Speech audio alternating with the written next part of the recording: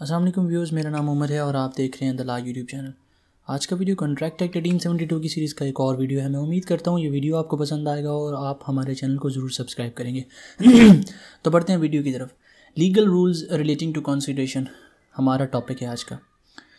Consideration के बारे में मैं पहले आपको बता चुका हूँ, लेकिन वो जर्नल था। अब हम कॉन्सिडरेशन को थोड़ा सा डिटेल डिस्कस करेंगे। अगले आने वाले 3 से 4 लेक्चर कॉन्सिडरेशन के बारे में ही होने वाले हैं, तो उसको हम लीगल रूल्स से स्टार्ट करेंगे। कंसिडरेशन के हवाले से कौन कौन से लीगल रूल्स हैं जिनको फॉलो करना पड़ता है या जिनको फॉलो कंसिडरेशन मतलब जिनके इर्द घूमती है लीगल रूल्स जो हैं, तो आइए उनको डिस्कस करते हैं। 4 रूल्स हैं। Consideration must move at the desire of promisor, promisor के डिज़ायर पर कंसिडरेशन मूव करनी चाहिए। दूसरा है consideration may move from promisee और any other person, promisee consideration को मूव कर सकता है या प्रोमिसी के बिहाफ पर कोई और बंदा भी कंसिडरेशन मूव कर सकता है। तीसरा जो है वो consideration may be past present और फ्यूचर, कंसिडरेशन पास्ट भी हो सकती है, प्रेजेंट भी हो सकती है और फ्यूचर भी हो सकती है।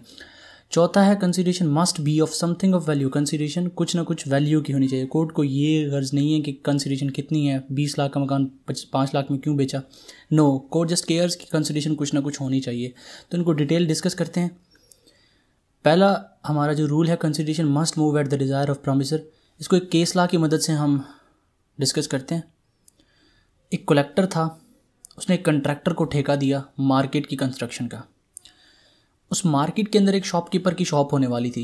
वो कंट्रैक्टर के पास जाता है और उसको कहता है कि मेरी जो शॉप होने वाली है उसका साइज़ इतना रखो, बदले में तुम्हें मैं सेल्स में से कमीशन दूंगा जब मेरी दुकान स्टार्ट हो जाएगी। कंट्रैक्टर शॉपकीपर की ये बात मान जाता है। हालांकि ओरिजिनल कॉन्ट्रैक्ट कलेक्टर और कॉन्ट्रैक्टर के दरमियान हुआ था। ओरिजिनल कॉन्ट्रैक्ट कलेक्टर और कॉन्ट्रैक्टर के दरमियान हुआ है। प्रोमिसर और प्रोमिसी वो दोनों हैं। शॉपकीपर के साथ कॉन्ट्रैक्टर एक और कॉन्ट्रैक्ट कर रहा है।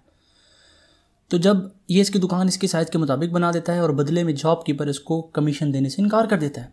जब कॉन्ट्रैक्टर कोर्ट में जाता है शॉपकीपर के खिलाफ, तो कोर्ट ये कहता है कि प्रोमिसर तो कलेक्टर है, उसके डिज़ायर पर ही कंसिडरेशन मूव हो सकती है। लिहाजा कंट्रैक्टर को कोर्ट ने कोई भी रेमेडी नहीं दी। इसके बाद हम consideration may move from the promisee और एनी अदर पर्सन, ये दूसरा रूल है। इसको भी एक केस लॉ के साथ हम डिस्कस करेंगे।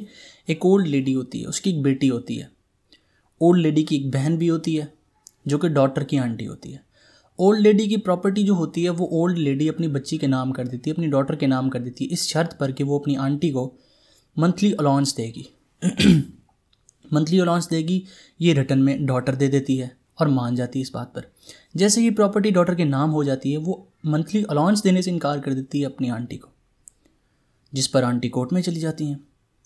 तो डॉटर ये कहती है कि मेरा और आंटी का तो कोई कॉन्ट्रैक्ट ही नहीं हुआ, मैं अगर आंटी को अलाउंस देती हूँ तो बदले में मुझे क्या मिलेगा।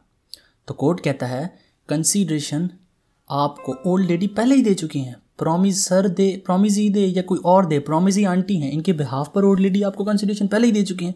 लिहाजा कोर्ट इसको इन्फोर्स करवाता है और डॉटर को इस बात पर ऑर्डर्स करता है कि वो आंटी को जो मंथली एनमिटी दें, क्योंकि कॉन्ट्रैक्ट में डॉटर इस चीज़ पर आमादा हो चुकी थी। तीसरा रूल है कंसिडरेशन में भी पास्ट प्रेजेंट और फ्यूचर, कंसिडरेशन पास्ट भी हो सकती है, प्रेजेंट और फ्यूचर हो सकती है। पास्ट कौन सी कंसिडरेशन होती है? पास्ट कंसिडरेशन वो होती है जो काम कोई एक्ट आपने पास्ट में किया था उसकी कंसिडरेशन आपको अब मिल रही है, प्रेजेंट में कंसिडरेशन आपको मिल रही है। पास्ट कंसिडरेशन को एग्जाम्पल के साथ समझते हैं। आपने ट्यूशन पढ़ाई थी अपने दोस्त के बेटे को। अब आपका दोस्त कहता है मार्च में कि मैं आपको दिसंबर में पे कर दूंगा। अब मार्च में आपने एक्ट परफॉर्म किया था, दिसंबर में आपके दोस्त ने आपको पे कर दिया, ये पास्ट कंसिडरेशन थी। Present consideration on the spot होती है। आप किसी को गुड्स बेचते हैं, सर्विसेज देते हैं, आपको पैसे मिल जाते हैं, ये प्रेजेंट कंसिडरेशन होती है। जबकि फ्यूचर कंसिडरेशन ये होती है कि आपने एक कंपनी के साथ वादा कर लिया कि मैं आपको 2 महीने के बाद गुड्स प्रोवाइड कर दूंगा, जो कि आपकी कंपनी बनाती है। अगला जो बंदा आपका क्लाइंट था वो भी वादा कर देता है कि ठीक है मैं आपको 2 महीने बाद पैसे दे दूंगा, तो ये फ्यूचर कंसिडरेशन है। अब चौथे नंबर पे जो कंसिडरेशन आती है, consideration must be of something of value. Consideration कुछ ना कुछ वैल्यू की होनी चाहिए, उसकी कुछ ना कुछ वैल्यू होनी चाहिए। कोर्ट को ये कतन इससे गर्ज नहीं है, court does not care about it कि कंसिडरेशन कितनी है। कोर्ट जस्ट केयर्स दैट कि कंसिडरेशन कुछ ना कुछ है, कुछ ना कुछ वैल्यू की है। आपने 20 लाख का 50 लाख का मकान, पेट्रोल पंप आपने 5 लाख में ले लिया, कोर्ट को कोई केयर नहीं है। कोर्ट को सिर्फ ये केयर है कि आपको कुछ ना कुछ बदले में मिला है, समथिंग ऑफ वैल्यू मिला है। तो मैं उम्मीद करता हूँ ये वीडियो आपको हमारी बहुत पसंद आई होगी और आप हमारे चैनल को ज़रूर सब्सक्राइब करेंगे। बहुत शुक्रिया। अल्लाह हाफ़िज़।